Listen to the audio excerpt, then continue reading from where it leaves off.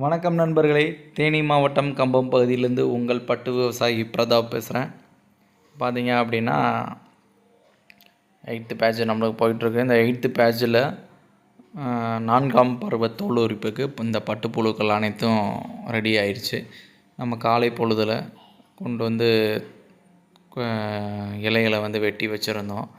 அவ்வளோ பார்த்திங்கன்னா எந்த ஒரு பட்டுப்புழுவுமே சாப்பிடல. ஸோ அது என்ன ஆச்சு அப்படின்னா அடுத்த மாற்றத்துக்கு அது ரெடி ஆயிடுச்சுன்னு அர்த்தம். ஸோ நம்ம வெட்டி வச்ச இலைகள் அனைத்துமே பார்த்திங்க அப்படின்னா வேஸ்ட்டுன்னு சொல்ல முடியாது. ஒரு 10% மட்டும்தான் அதுக்கு பயன்பட்டிருக்கு. மிச்சம் இருக்க இலைகள் அது கண்டிப்பாக அது வேஸ்ட்டு தான். ஸோ இந்த இடத்துல நம்ம சரியாக கணிக்க முடியாதுன்றத நம்ம நல்லா உற்று நோக்கி பார்த்து தெரிஞ்சுக்கணும். சரிங்களா? இந்த தோல் உரிப்பு தன்மை வரும்போது நம்மளுடைய இலை அளவை குறைக்கணும். அதாவது ஒன் டே அங்கே டைம் ஸ்பெண்ட் பண்ணணும். ஸோ அதுதான் விஷயம். அது இப்போ ஸ்பெண்ட் பண்ணோம்னா இந்த கொலைகளை கண்டிப்பாக வேஸ்ட் பண்ண தேவை இருக்காது. சரிங்களா? நம்ம எப்பயும் போல் காலையில் வெட்டி வச்சுட்டு எல்லாம் கரெக்ட் பண்ணி வச்சுட்டு அதுக்கப்புறம் சாயந்தரம் வெட்டி வைக்கிறது அந்த ப்ராசஸ் மட்டும் பண்ணிகிட்டு இருந்தோம்னா கண்டிப்பாக நம்ம தோட்டத்தில் உள்ள மல்பெரி இலைகள் நம்ம ஷெட்டுக்குள்ளே வேஸ்ட் ஆகும். சரிங்களா? அதை நம்ம கவனமாக பார்த்துக்கணும் நண்பர்களே.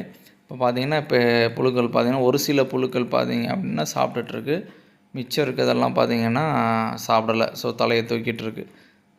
என்னாச்சு அப்படின்னா 4ஆம் பருவ தோல் உரிப்புக்கு முழுமையாக ரெடி ஆயிடுச்சுன்றதை நான் சொல்லணும். இதுக்கப்புறம் தான் இருக்குது நம்மளோட வேட்டை. மல்பெரி செடிகளே பார்த்திங்கன்னா அனைத்துமே சாப்பிட்டு நம்மளுடைய காட்டவே காலி பண்ண போகுது. ஸோ அந்த அளவுக்கு இந்த 6 நாள் வேட்டை இருக்குன்றதை நான் தெரியப்படுத்திக்கிறேன் நண்பர்களே. இப்போ பார்த்திங்கன்னா நம்ம வச்சுருக்க ரேக் அளவும் தெரியும். ஃபைனல் இந்த 6 நாளில் அந்த ரேக் அளவு எந்த அளவுக்கு போகுதுன்ற விஷயத்தையும் நான் உங்களுக்கு அப்டேட் பண்ணுறேன் நண்பர்களே.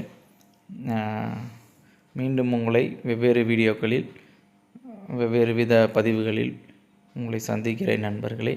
இப்போ பார்த்திங்க அப்படின்னா தேனி மாவட்டம் சைடு பார்த்திங்கன்னா நல்ல கிளைமேட் கார்த்திகை மாதம் ஆரம்பித்ததுனால நல்லா கூலிங் ஆகிடுச்சு. ஸோ அப்பப்போ மழையும் பெஞ்சிட்டு தான் இருக்குது நம்ம ஏரியா பக்கம். இந்த மாதிரி தருணங்களில் பார்த்திங்க அப்படின்னா நம்ம இயற்கை உரங்கள் நல்லா கொடுத்தோம் அப்படின்னா மண்ணுக்குள்ளே வரைக்கும் நல்லா இயற்கை உரங்கள் போய் நல்லா வேலை செய்யும். மல்பெரி இலைகளும் நல்லா நம்மளுக்கு கிடைக்கும், ஈல்டு கிடைக்கும். அதே மாதிரி பார்த்திங்க அப்படின்னா மழை காலங்களிலும் நம்மளுடைய தோட்டத்தில் இருக்க தண்ணீரை, நிலத்தடி நீரை வெளியே எடுத்து பாய்ச்சுறது ரொம்பவும் நல்லது நண்பர்களே. ஸோ அதையும் ஃபாலோ பண்ணுங்கள். மழை பெய்யுதுன்னு சொல்லிவிட்டு நம்ம கிணத்துல இருக்க தண்ணியை இறைக்காமல் விட்டுறாதீங்க. கண்டிப்பாக அதையும் வெளியே எடுத்து விடுங்க. அதோட ரிசல்ட் பார்த்திங்க அப்படின்னா வேறு அளவுக்கு நம்மளுக்கு இருக்கும் நண்பர்களே. ஸோ அதனால் அதையும் கரெக்டாக ஃபாலோ பண்ணிக்கோங்க. மீண்டும் உங்களை அடுத்த வீடியோவில் சந்திக்கிறேன். நன்றி, வணக்கம்.